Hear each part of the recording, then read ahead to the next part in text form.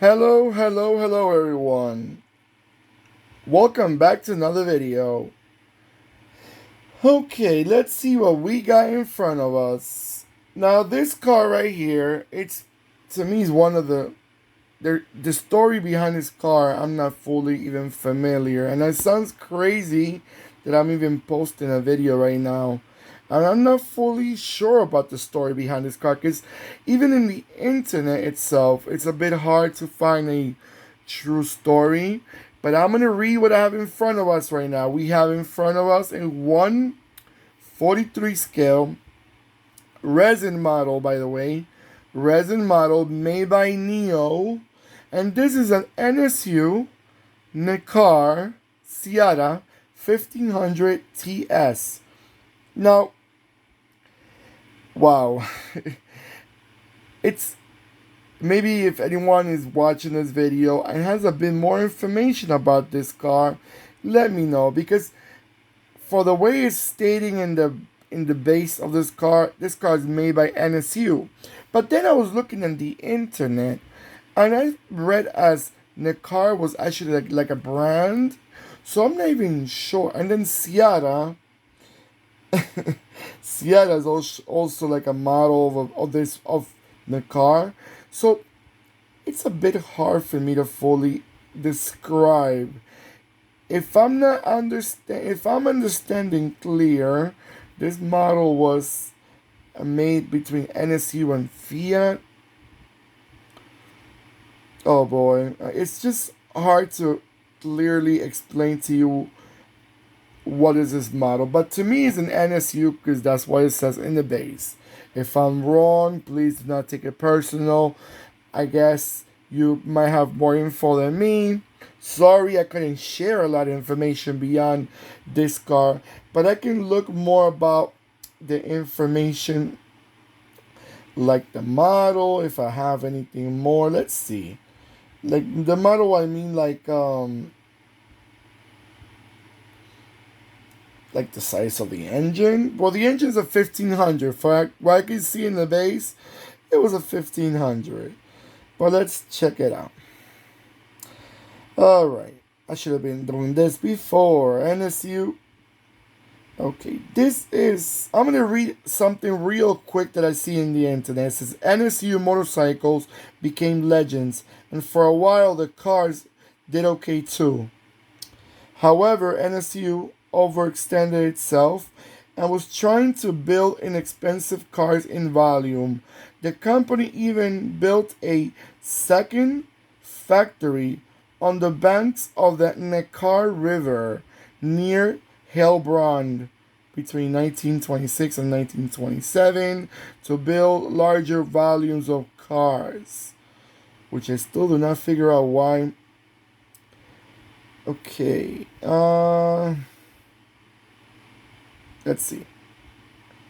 Fiat stepped in to help buying the factory in 1929 and to help NSU financiers find some more limited cooperation of NSU itself. But that's more the story of NSU.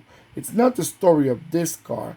And I'm really, really curious now what is this car has to do. Okay, let's see. Okay, actually Siata. Oh boy, this is getting even bigger. NSU, Neckar, and Siata is actually also another brand. It's called Società Italiana Auto Trasformazioni Accessori, which is obviously Italian and founded. Okay. Sorry guys, I should have done this before. But basically this car is like a mix of different companies that got together, I guess trying to help NSU survive. Unfortunately, NSU had a bit of a up and down. And then if you know the story with NSU, at the end they came out with a rotary engine with the quite quite interesting actually, because I think rotary engine they were the very first ones that came out. Then Mazda kind of like did a perfection on it, but NSU wasn't so lucky, unfortunately, with the I think it was called R80 or something 80, I remember. It was like a sedan, a four-door sedan. But unfortunately, I think that was like the last bubble that exploded for the company to like literally go out of business, which is a shame. I think is one of those companies that, if you ask me which company from the past would you like to bring back, I would say probably Saab and NSU from Europe.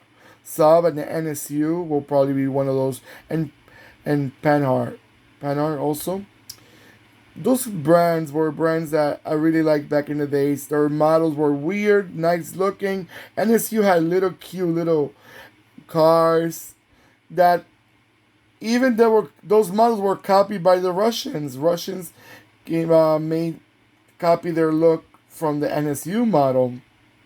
Although I forgot the brand name right now that Russia used a lot of their cars, but if you do a little investigation, you'll see what I'm talking about, guys. Sorry again, I couldn't bring you a lot of info on the engine and stuff like that. I'm guessing it's a 1500 cc's. Like 99% is a four-cylinder. But please, if you have more info, if you know a little bit more about this car, let me know in the comments. I still wanted to show it to you because I find it very interesting. I like the looks. I like the story behind it, but it's a bit complicated. It's a bit of maybe I'm doing it more complicated than what it is, but I didn't fully understand it. I see different companies and companies that I did not even hear about, like Neckar and Siata. I never heard of them before. So I'm going to call this car the NSU Neckar Siata 1500 TS. Alright guys, I'm going to let it go around a few times and I'll be right back.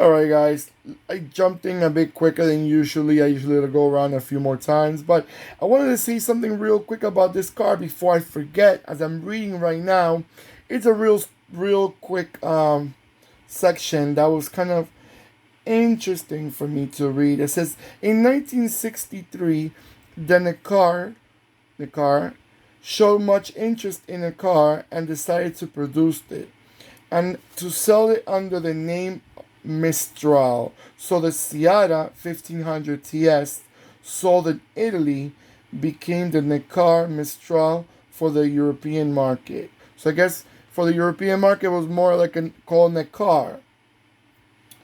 And the production ended in 1965. So this model was basically produced between 1963 and 1965. Very limited quantities of this model were built, and certainly only a very few examples survive today. Hopefully, guys, whoever's in Europe and you have one of these, please restore it. Do not let it rot in a barn or in a yard or in a garage. Don't let it die. There are very few of them, probably not too many left in good condition. So keep them. If you ever seen one of these, let me know. How are they? Are they cute? Are they big? They look a little bigger than the regular NSU. Obviously, NSU doesn't have much to do in it. I'm not sure. I guess they started the project and other brands took over. Hey, I'll leave it to your homework to let me know. Alright guys, don't forget to give me that beautiful thumbs up. I'll really appreciate. Hopefully you like this video. It's more of the look of the car than my information because I did not have much to share. I truly apologize for that, but I still wanted to share the car with you guys. Don't forget to click and subscribe, and I'll see you in the next channel. My God. Excuse me. I'll see you in the next video. Goodness. Goodbye.